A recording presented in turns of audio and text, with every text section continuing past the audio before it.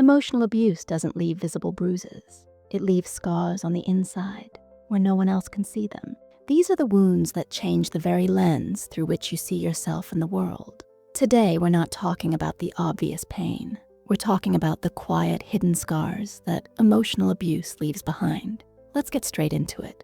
Number 1, a constant state of apology. One of the deepest scars is the impulse to apologize for everything, for taking up space, for having an opinion, for needing something. It's more than just being polite. It's a conditioned response. When you've been made to feel that your feelings are an inconvenience and your needs are a burden, you learn to shrink yourself. You start to believe your very existence is an imposition on others. This shows up in small ways. You might say sorry when someone bumps into you. You apologize for asking a perfectly reasonable question at work. In relationships, you might apologize for feeling sad or for bringing up an issue that bothers you, framing it as your fault. This habit is the ghost of a past where you were blamed for things that were never your fault.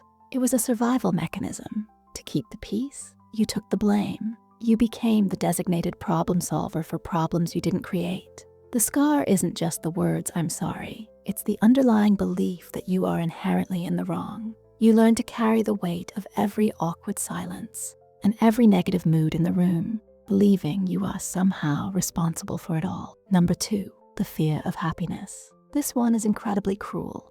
You finally get a moment of peace, a bit of success, or a genuinely happy experience, and instead of relief, you feel anxiety. A voice in your head whispers, "Don't get too comfortable. It won't last." This is what's often called cherophobia, the fear of happiness. It's not that you don't want to be happy. It's that your nervous system has been trained to associate calm with the before the argument, before the silent treatment, before the emotional storm. Peace feels dangerous because, in your experience, it has always been a temporary state before chaos returned. So when good things happen, you wait for the other shoe to drop.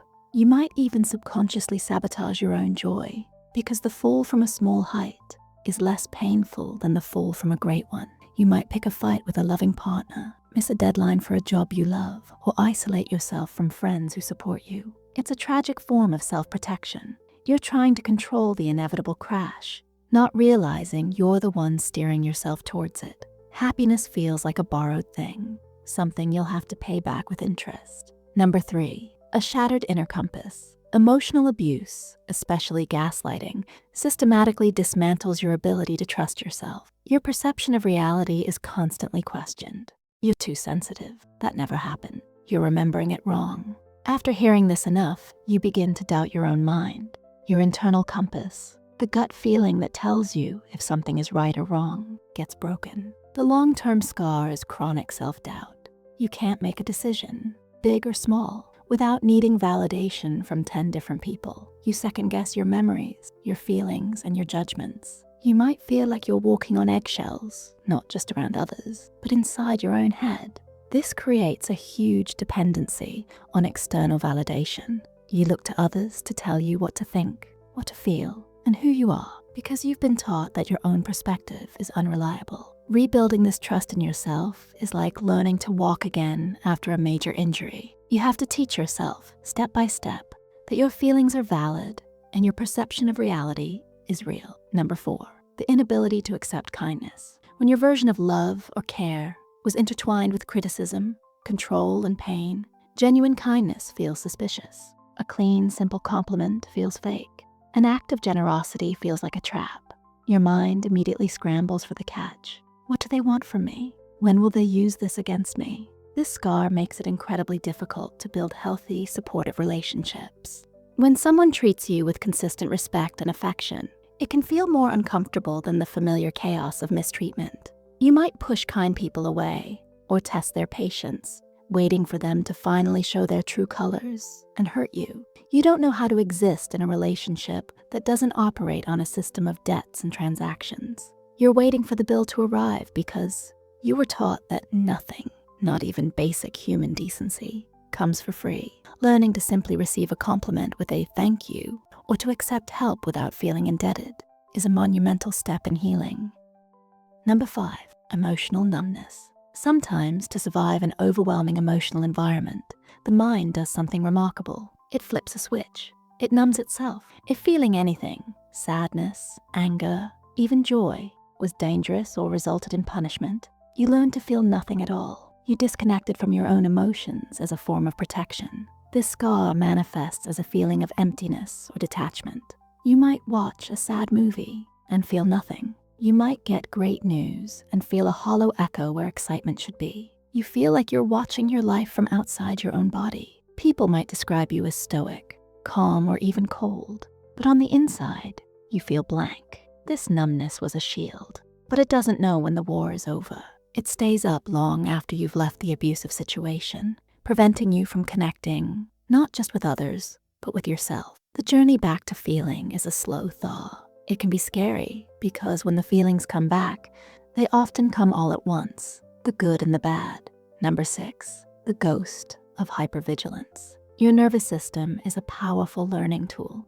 In an abusive environment, it learned that it had to be on high alert at all times to survive.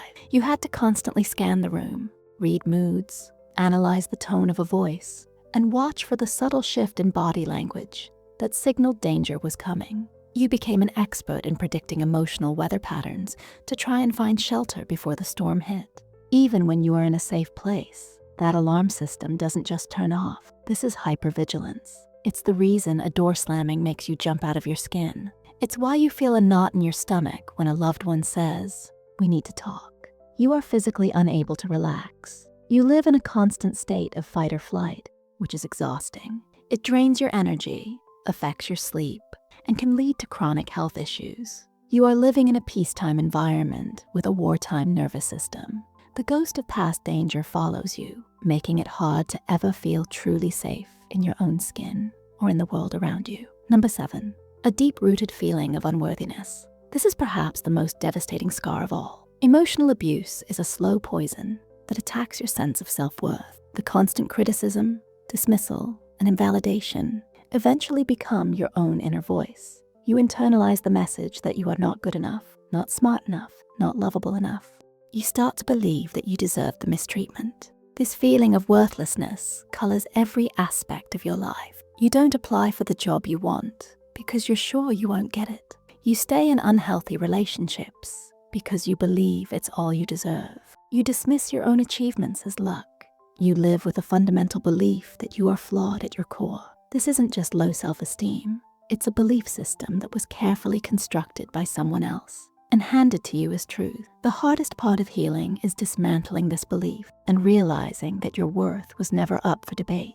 It was yours all along, just buried under the rubble of someone else's cruelty. These scars are real and they matter. They are not a sign of weakness, but a testament to what you had to endure. Recognizing them is the first step toward healing them. If this video helped you feel seen or understood, please hit the like button and subscribe for more content to help you on your journey. Now, I want to create a space for support in the comments. Which of these hidden scars resonated with you the most? You don't need to share a long story, but even a few words can make someone else feel less alone.